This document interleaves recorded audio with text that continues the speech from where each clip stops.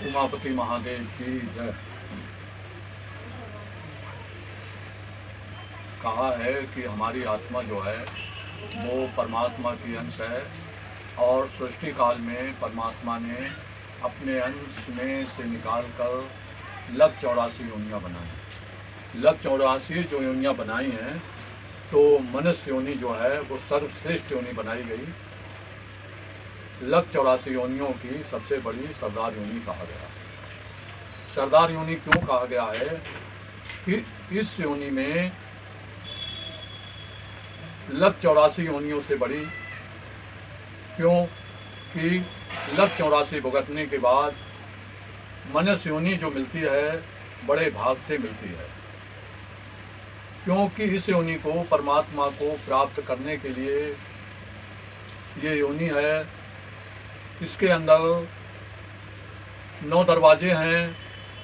10वां जो बाहर के लिए खुलते हैं, ये केवल जितने दरवाजे हैं इनसे अगर मूर्त होती है तो जीव आत्मा निकलकर इस शरीर से नरकगामी होती है, नरक में मूर्त होती है, नरक को जाती है। और इसी मानव चोला के लिए पुराणों ने, वेदों ने इसे मानव चोला कह के पुकारा गया है। इसे हरि मंदिर कहा, इस मानव चोला के लिए हरि मंदिर कहा है कि इसमें परमात्मा का निवास स्थान पाया गया है।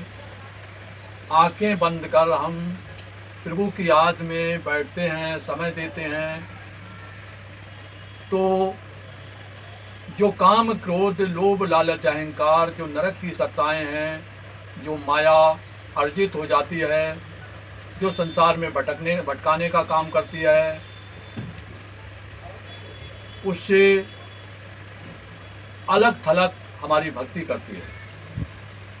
जब हमारा मन एकाग्र हो जाता है और परमात्मा को चाहने वाला बन जाता है, क्योंकि हम जितना समय निकाल कर प्रभु की याद में लगते हैं प्रभु को, उतना ये मन भटकने से बाहर होता चला जाता है। परमात्मा की जो सत्ता है वो इस मानव चोला, जिसे हरि मंदिर कहा है, कि उसमें हरि बैठा है।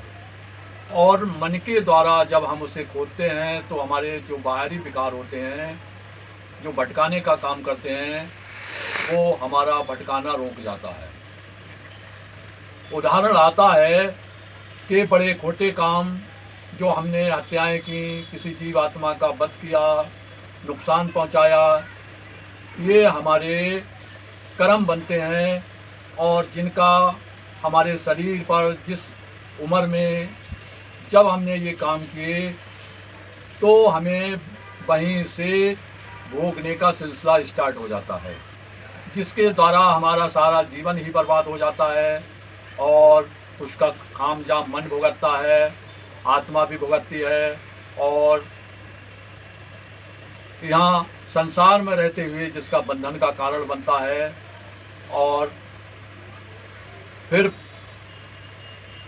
तो उदाहरण आता है कि एक बार का एक सतना कसाई था जिसके यहाँ वो मांस को काटने का कार्य करता था, काट कर बकरे को बेचता था।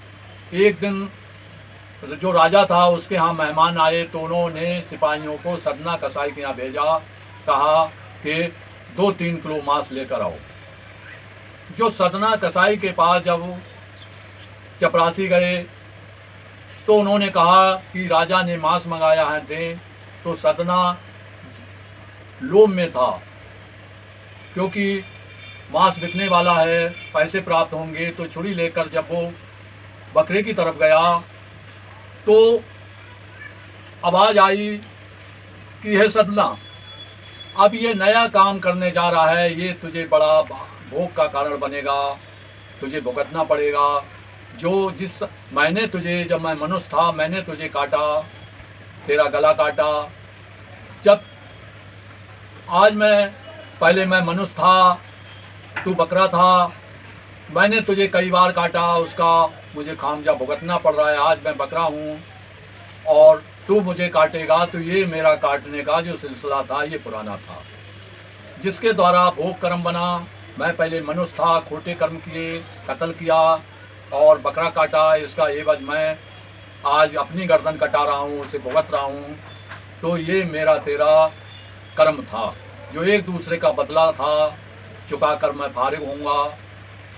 और जो नया तू, क्योंकि मेरा एक पाठा काट लेगा, एक टांग काट लेगा, अगला शरीर बाजार में बेचेगा, तब तक मैं दर्द से तड़पता रहूँगा, दुख भोगता रहूँगा, परेशानी उठाऊँगा, खून निकलेगा, इतनी आहें शरीर में होंगी, पीड़ाएं होंगी। तो इस पीड़ा की एवज तुझे चुकाना पड़ेगा। तो ये नया कर्म है, मैंने तेरे साथ नया कर्म नहीं किया। तो ये आवाज़ जब उसने सुनी, अंदर आत्मा की आवाज़ थी, सदना के हाथ कांपने लगे, अंदर से खटखट की आवाज़ होने लगी, दिल धड़कने लगा। तो सदना को ये जचा, ये मैं कर्म बड़ा खोटा कर रहा हूँ। तो उसे जैसे आत्मा ने एक मार्गदर्शन दिया हो, उसे आवाज़ दी हो, उसे समझाने हेतु आवाज़ दी हो, तो सदना रुक गया, कहने लगा मैं ये काम खोटा नहीं कर सकता। राजा से कह देना कि जब कल बाजार होगी और बाजार में जब ये मैं काटूंगा तब ले लेना, तब तक मैं मांस काट कर इसको नहीं दे सकता। तो इस तरीके से वो सिपाही जब चले गए तो उसने ये एक मार्गदर्शन हुआ। तो कहा गया है हमारे सभी वेदों में, पुराणों में, कि जो जीव नया कर्म करता है, जैसे पुराना जो हम काम कर रहे हैं ये भुगतने का काम है, नया जो काम किया ये सब भुगतने का काम हुआ। तो कहा कि कर्म प्रधान विसव कर राखा, जो जस की न तय सो फल चाखा। कि संसार में जो है ये भोग कर्म होते हैं, जो कोई हाथ कट जाता है, पैर कट जाता है, जिसके उंगलियां कट जाती हैं, बड़े कष्ट भोगते हैं, ये क्या है? ये सब हमारा विधान जो है, ये सब पुराने सिलसिले जो हमने खोटे किए हैं उनका भोगना होता है। जब हमारा मन प्रभु में जुड़ जाता है, बदलाव हो जाता है, परिवर्तन होता है और हम परोपकारी बन जाते हैं, किसी का बुरा नहीं करते हैं, तो हमें प्रभु दया करके उसे हमें छुड़ा करके और बड़ा हमें सुख शांति प्राप्त होती है। बोलो परम पिता परमात्मा की जय, उमापति महादेव की जय।